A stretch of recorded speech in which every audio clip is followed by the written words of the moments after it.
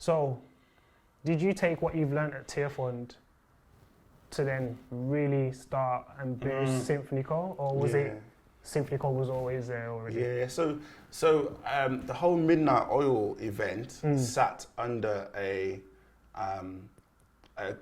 organisation which I formed back in the day called God's Bride Ministry. Yes, I remember that. Yes, because I was deep. I was trying to be deep.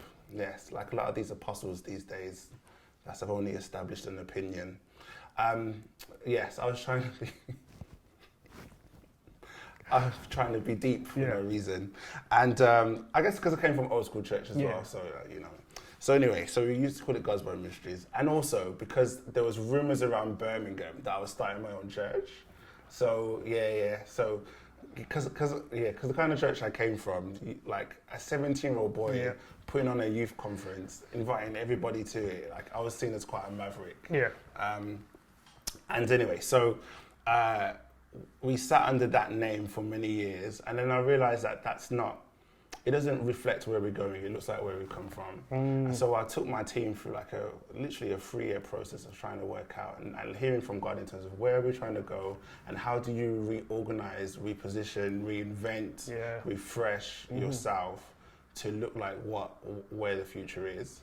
Otherwise, you'll be blockbuster in a Netflix world. You know what I mean? It's true. I guess when we hit our 10th year, that's when I thought, Symphony is the name, and this is what we're trying to do. And that kind of ran parallel with my career at TearFund. Okay.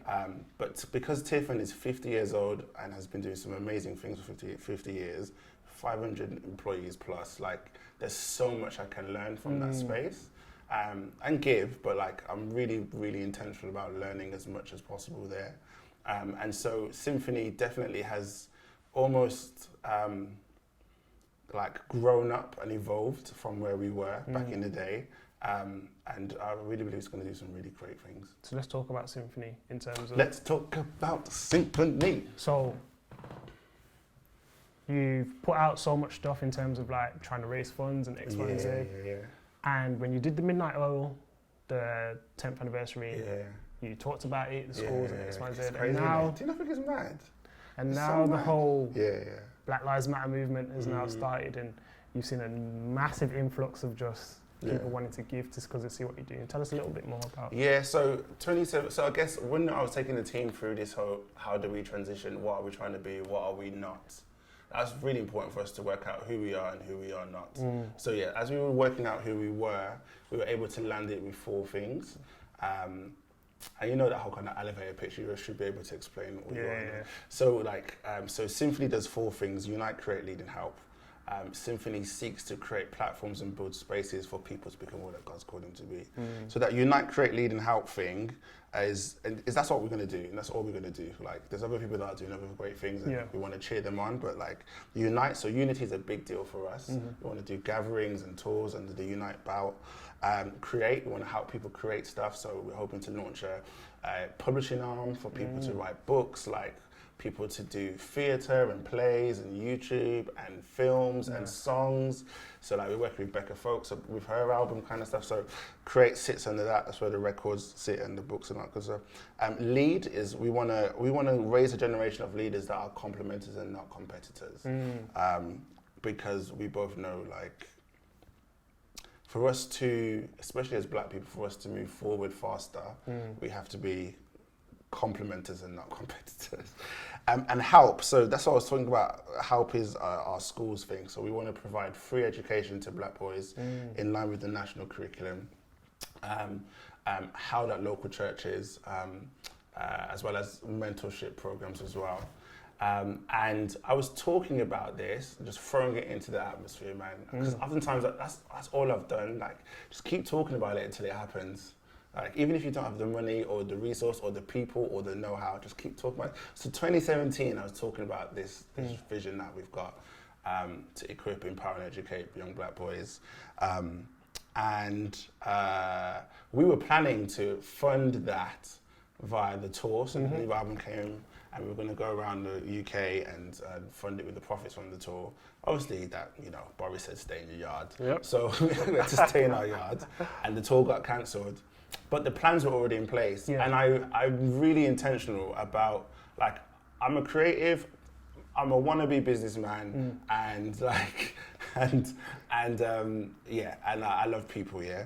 But what I'm not is, I'm not in the education sector. I'm not a teacher. I'm not a head of year. I'm not a tutor. So I wanted to be really intentional about surrounding myself with people that are strong where I'm weak, or know stuff that like where my blind spots are. Yeah. So I threw it out, like, just give, for people that want to like grow vision, like, give it away, man. Like, be really generous about inviting people into that story and helping them see themselves in that space. And so I like booked up with a couple friends, like Matthew Popo, shout out to Matthew, different people that I've met across the many years that I've been running around the UK, and said, oh, this is something that this is the direction we're trying to go in. Can you help? So we formed a working group. No money, you know. no plans of where we're going to put these young people, or like what venues we can use. Not a dime. Like, so we put a working group together, started to plan what this could look like, what will classes look like, how many like laptops will we need, banners, like what was safeguarding look like. Started to just dream together and write all this stuff down, and all the plans were in place. And we got to a point where you can't keep planning like you planned, but we're just like, okay, where's the money going to come from? And I remember like we were all around the table, and Matthew said, so where's the money going to come from? And I said, the money will come. And then the unfortunate, then first COVID hit, and we saw that 1 in 4 black people are passing away from this terrible virus.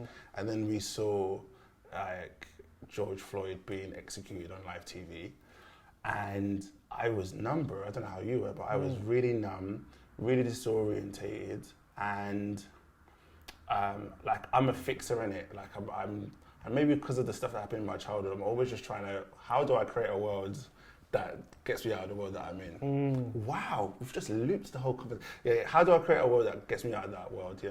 So I'm trying to work out, what do I do? What kind of contribution can I make that is long-term, sustainable, and is more than just, not that marching isn't great, or protesting isn't great because it's important, but how do I make put something in the ground that's a bit more long term than that? And I thought, wow, we've already dreamt up Symphony schools, so we put it online. I even told the team I was going to do it. I just said, we're going to put a GoFundMe. Wow. And yeah, within a day we raised like 2K. I think it was a day. Within a day we raised 2K. Within 2 months we raised 30K. And more money's coming in, man. And by next month, September, we'll have recruitment. And by January, in Birmingham at least, we'll have 10 black boys that are getting free extra tuition in regards to the GCSEs. Wow. How that local church is, so like these pastors or youth leaders can build relationship with these young black men. Hoping to do it in London as well, Manchester, and who knows, man, like, it could roll out nationally. That's nice. By God's grace. That is excellent. Yeah, that is